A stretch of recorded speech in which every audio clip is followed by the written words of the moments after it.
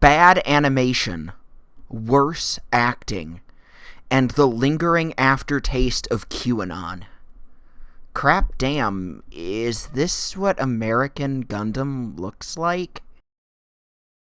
So I've been doing this panel at anime conventions, an intentionally inflammatorily titled panel called Gundam is Antifa and Here's Why.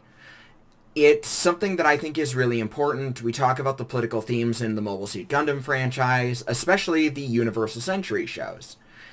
And recently I've kind of come to terms with the fact that I'm not going to get the video version of the panel out by my deadline. And just as I was coming to terms with that, we got the release of something very strange by Gundam standards. Gundam Requiem for Vengeance. One of the main things that sets this Gundam series apart from others is the production staff working on it. The director is Erasmus Brasdo, a guy who is an expert in Unreal Engine and was mostly known for Metal Gear Solid fan films.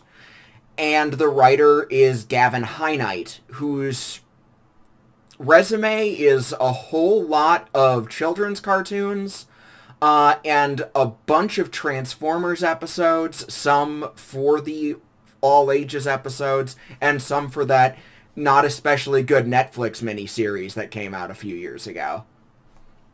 So in other words, this is pretty big. This is the first Gundam series written by an American. Something that normally I would be excited for, because, hey, if one American did it, maybe a different American could eventually try her hand at it someday. Maybe. Please. But unfortunately, I am not happy with how this turned out. Requiem for Vengeance is a mess, and intentionally or not, it ended up making some references that gave it an even worse taste in my mouth than I started with. So the series is already coming at me from a perspective I don't especially like. Requiem for Vengeance decides to tell its tale from the perspective of the Principality of Zeon. Zeon being the invaders and coded bad guys of the original Gundam series. Now, this in and of itself is not necessarily a bad decision. The Kukuru's Doan's Island manga is a really good side story that is entirely from the Zeon perspective. And my favorite OVA of the entire Gundam franchise, Gundam 0080, is also done almost entirely from the perspective of Zeon foot soldiers. The problem that this series completely fails to address is that Zeon are not so subtly space Nazis. Yeah, so up on your screen, I just want to show you, this is the Zeon flag. This is the Zeon flag in several pieces of media. And that's not even including that all of their little space Nazi pep rallies that they do about taking over the Earth always end in the phrase Sieg Zeon. People who speak German are going to point out that that's not especially correct, but it is derived from the Nazi slogan Sieg Heil, or Hail Victory. Probably Heil Zeon would have been more correct, but that's neither here nor there. The point is that the protagonists of this show are fighting on behalf of literal space Nazis. The main character, Iria Solari, is the captain of a small group of Zaku 2s, the Red Wolf Squadron. Incidentally, Iria's Zaku is painted red, which makes her the third non-Char guy with a red painted Zaku, which makes me think that there are no stolen valor laws in Zeon. Iria and her team are deployed in Europe to help with the subjugation of the European continent, and just when it looks like they're going to have a cakewalk with their big walking tanks that are so much better than regular tanks on treads, they suddenly fall victim to the Federation's new weapon, a Mobile Suit Gundam, that cuts through them like butter. The rest of the series is Iria and her team on the run from the Gundam, finding ways to jerry-rig their mobile suits back together and to put up a fight against this seemingly unstoppable Federation weapon. Now, there's some admittedly well-animated fight scenes in here, but that's where the quality of the animation begins and ends.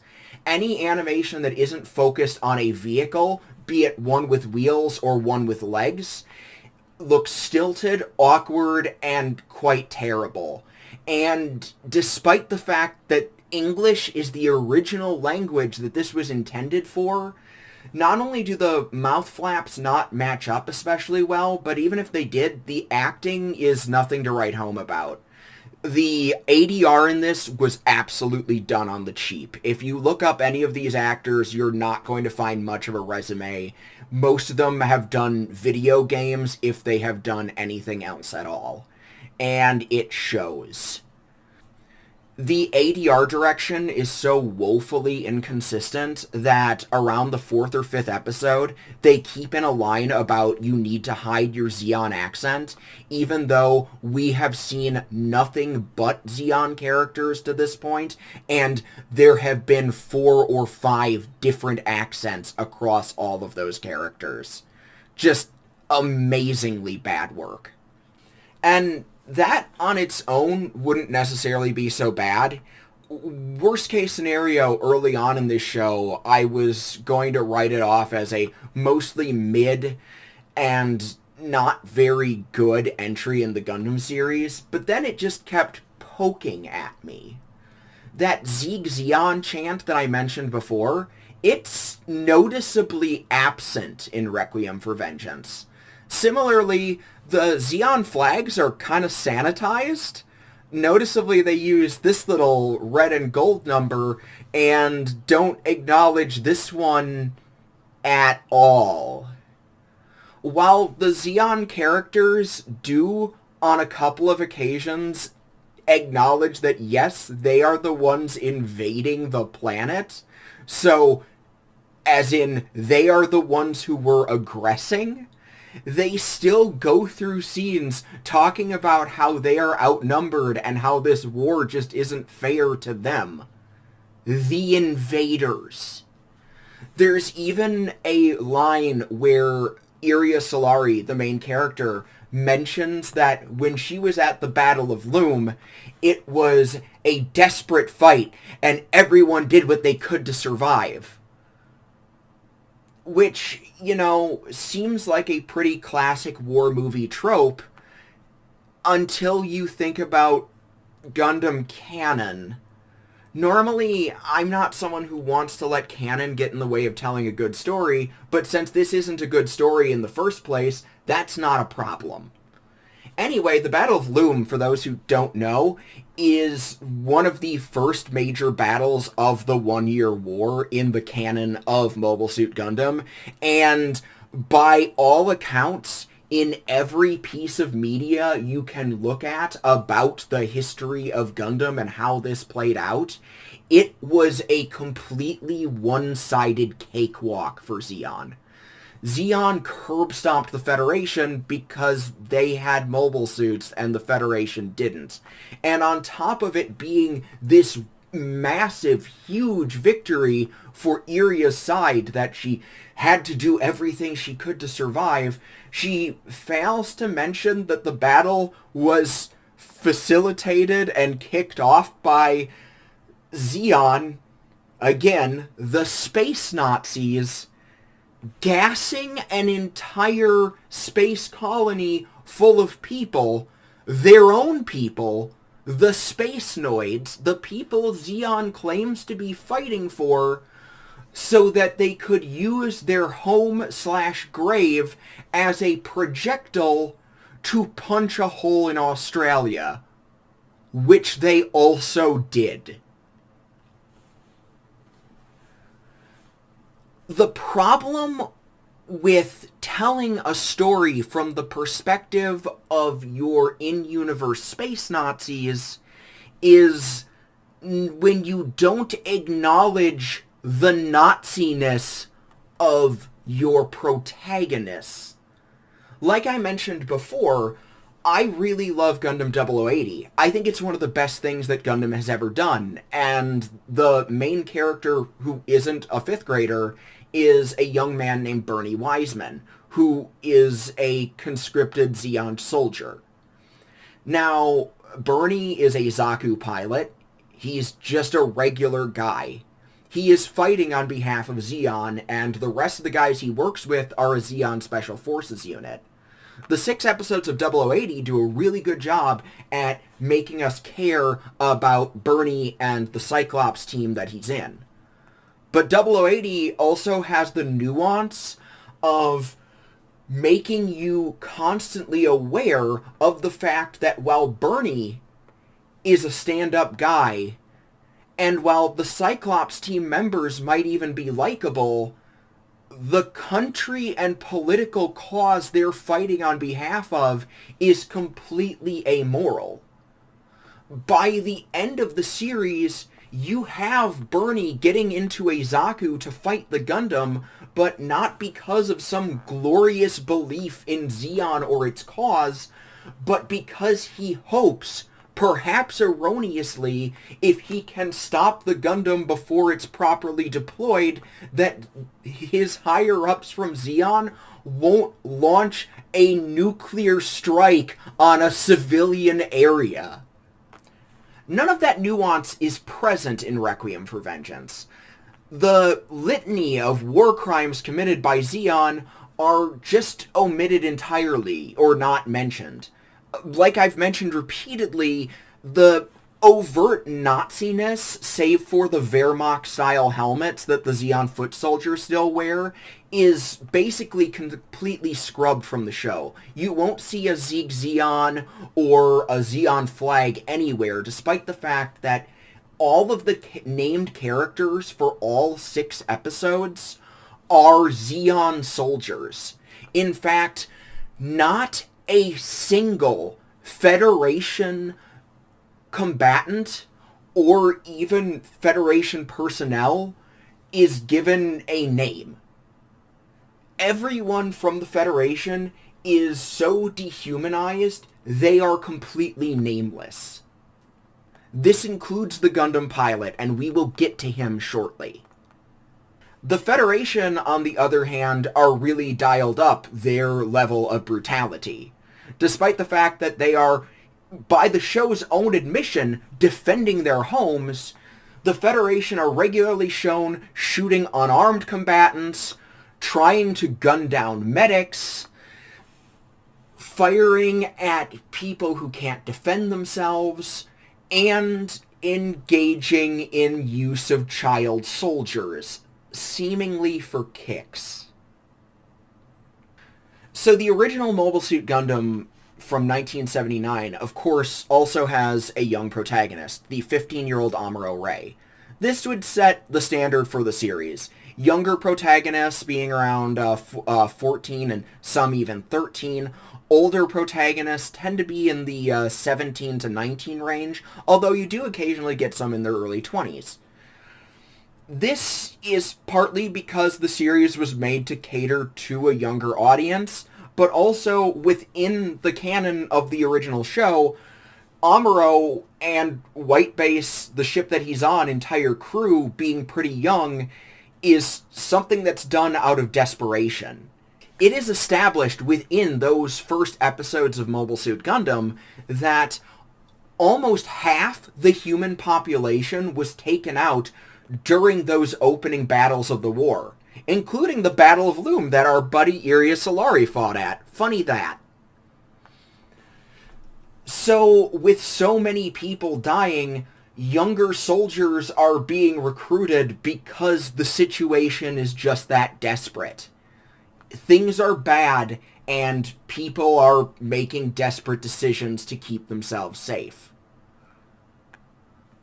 But if we go by Requiem for Vengeance, this isn't an act of desperation. This isn't something that happened because the people from White Base were the civilians who were alive and able-bodied enough to crew the ship.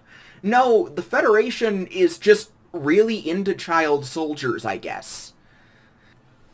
When we meet the Gundam pilot, who is also never named, Iria Solari says that she has a son of her own about his age. Now, when she talks about her son, she says he's around 10, which makes me have to believe that this kid, based on her saying that and the way that he's drawn and sounds, that he has to be somewhere between 10 and 12. Now, Iria only meets this one pilot. She has no reference point to believe that there are other Federation pilots this age, but she somehow extrapolates from this that the Federation are doing child soldiers. A whole lot of other stuff happens, we do some new type things, and eventually the series comes to its stomach-churningly awful conclusion. Full spoilers, obviously, because I've already done that, but, if you, for some reason, want to experience this shit show firsthand, this is the time to maybe turn away.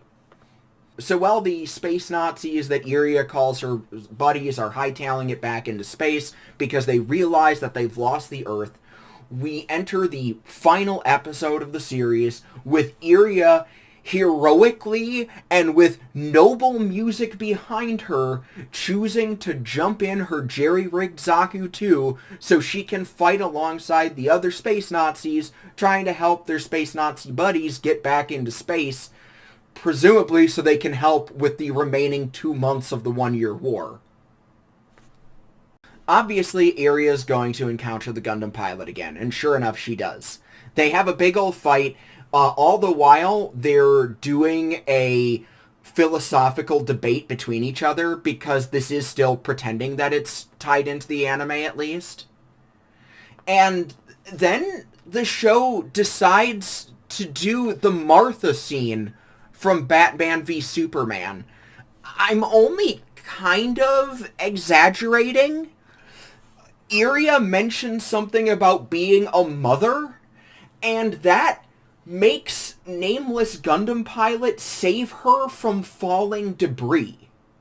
This is, of course, though, after the young Gundam pilot makes an observation that the series doesn't seem to be self-aware enough to acknowledge, which is when the young pilot tells Iria, if we let you escape, you terrorists will just attack us again.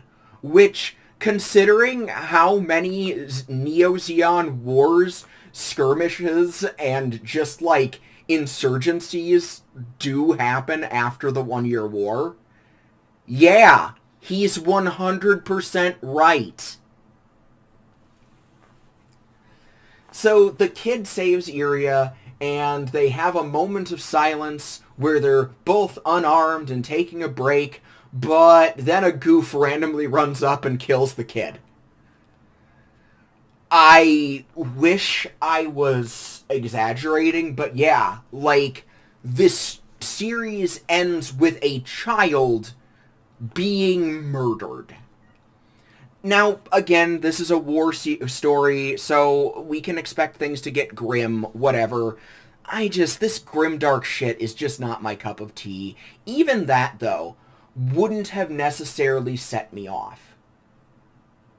What sets me off is Iria's decision-making process after this, and there's less than 2 minutes to wrap up the series. Now, at this point in the story, Iria has been a weird protagonist, to say the least. On one hand, it's kind of cool to have a Gundam series with an adult woman, let alone a mother whose son is at home, as your central focus character. That's pretty rare and cool, especially for Gundam, where having a female lead has been something that we've just kind of been not expecting, and then we got some really wonderful changes in the last couple years. But then Iria is just so inconsistent. We have this character who is, on one hand, so devoted to the cause at the beginning of, it's not about caring about our orders, it's about carrying them out, or some nonsense like that. She tells her team that they don't have to like what they're ordered to do, they just have to do it. But then, as the series goes on, we start having her on this weird moral high horse that, for someone who was directly involved with nerve gassing a colony, that's a weird thing to do. So, a couple episodes before this, there's a scene where Iria and her remaining pilot, LaShawn, have a 2-on-2 match with the Gundam and one of the Federation's mass-produced units. It's supposed to be a gym, but,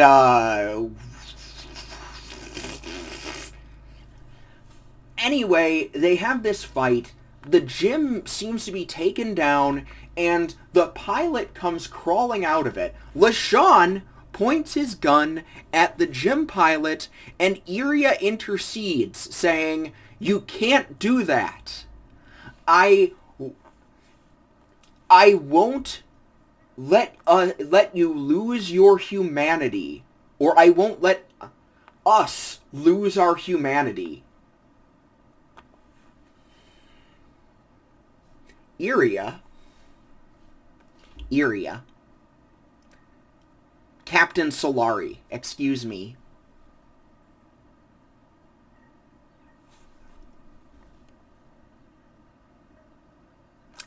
You gassed civilians! So yes, civilian death, price of war, shooting combatants, that you could lose your humanity over. It's this weird thing of just lionizing Zeon at every moment and finding new ways to make the Federation look worse, which is kind of astounding. Even like when we get to episodes where there's like a Zeon officer who seems like a jerk and a hard ass, by the end of the episode, he's fighting alongside the team and taking up arms to save his fellow countrymen. Even Iria putting herself in the line of fire to save her team of weird outcasts is treated as this big heroic moment, instead of acknowledging at any point what it is that they are fighting for.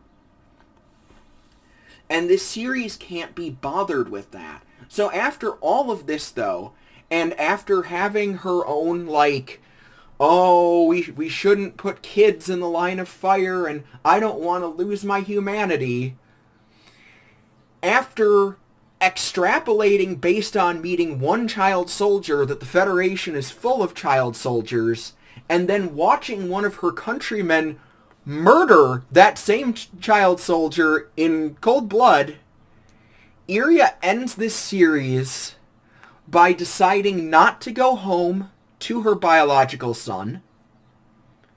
Instead, she joins the Zeon insurgency in Africa, implying that she is sticking with them after the war has ended, after they have lost, because somehow joining with a neo-fascist insurgency is going to save the children. Let me say that again. She goes to join a neo-fascist reactionary insurgency to save the children, and she abandons her biological child while doing it.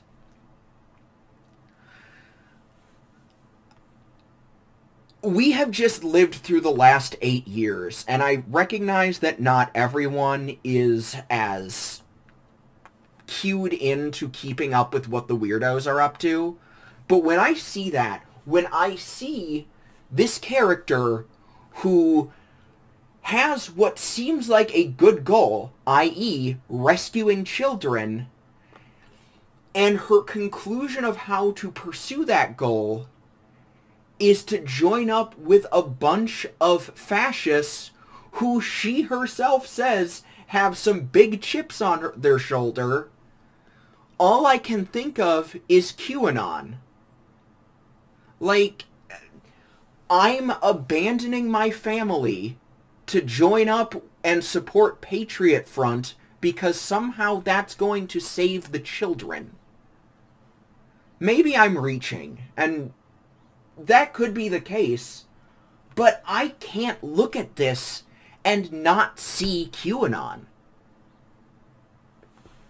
God, even the fact that they're gathering in Africa, and yeah, we've established in other Gundam series that there's a lot of Zeon activity on that continent, but again, a bunch of former Nazis forming an insurgency together and hanging out in Africa. If you're a history buff, you might be thinking about Rhodesia. And if you're not familiar with Rhodesia, I guess I'm going to have to cover it in the bigger Gundam is Antifa video anyway. But needless to say, this ending left a horrible taste in my mouth. And the only thing that made it worse was the timing of this release. I'm going to get real with y'all for a second, realer than I already was in my video about why we shouldn't cheer for the cartoon space Nazis. I hate the message here. I hate the nonsense of it. I hate that it's riddled with cliches. I hate this child death thing, but it wouldn't be as bad if it weren't for the fact that this is a show that really wants to paint these fascists as okay people by omission. It is A-okay to explore Gundam characters with nuance, to show that there were Zeon people that weren't buying into the propaganda. There's a reason that Kukuru's Dawn, characters like Bernie Weissman, why characters like Marita Cruz stick with us after all this time. But there's a big difference between that and just never acknowledging the awful things that the political cause that they're behind were doing. And even worse, by saying that by helping that fascist cause, that you can still somehow make a positive difference, which, make no mistake, whether it was intentional or not, that is Iria Solari's final choice. To abandon her family to save the children.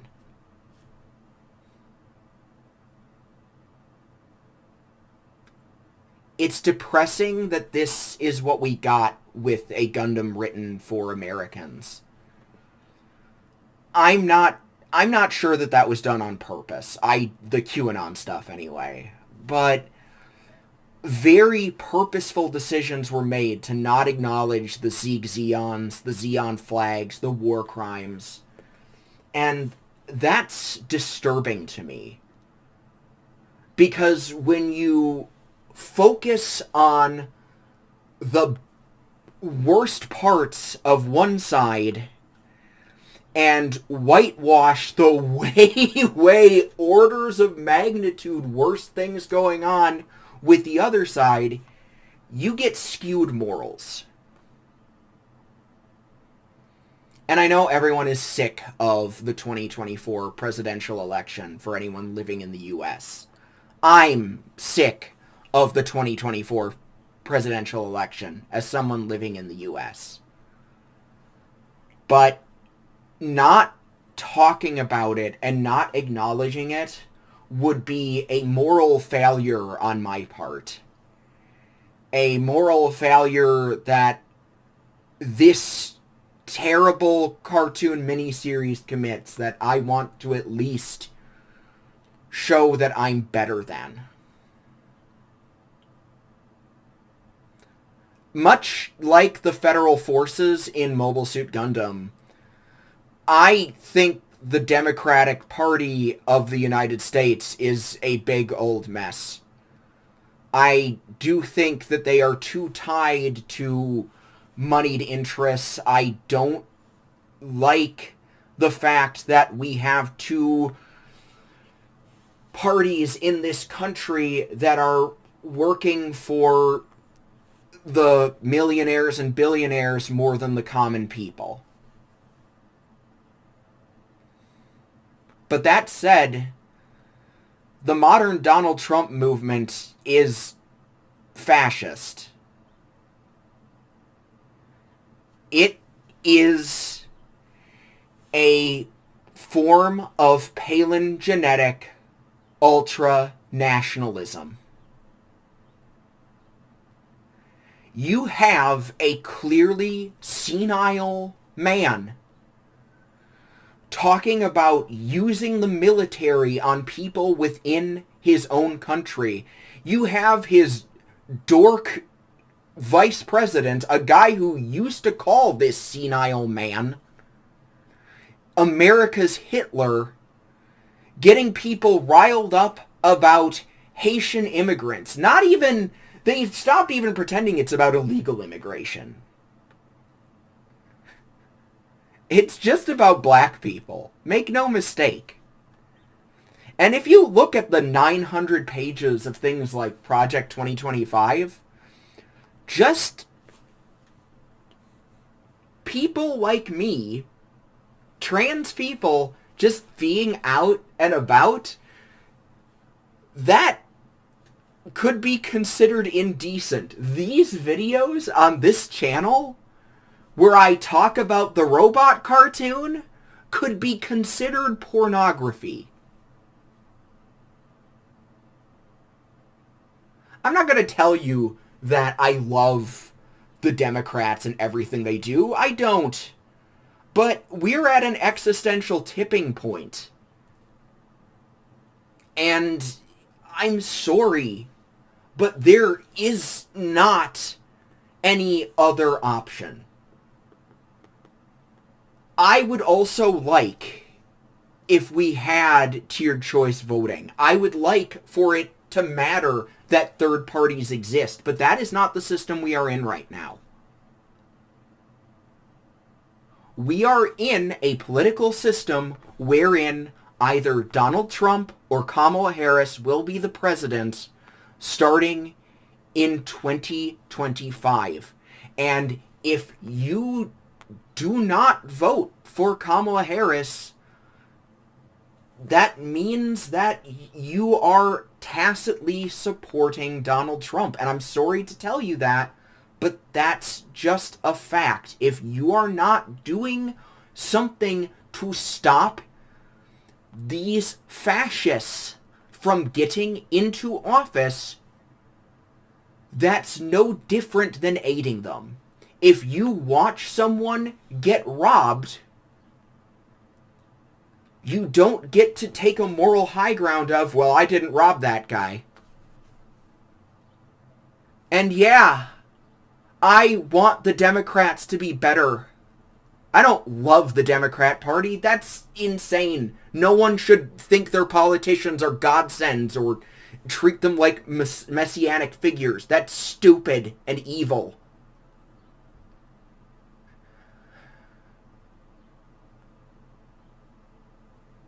But the last 8 years have been proof that things can find a way to get worse. I want a better situation than what's going on with Israel. I am firmly pro-Palestine. I don't feel good about that part of my vote. But I'm also pro-people of color in my country, pro-queer people in my country, and pro-women in my country. And do you really really want 2 more conservative justices on the Supreme Court? Do you want more 10-year-olds being forced to give birth to the babies that were assaulted into them?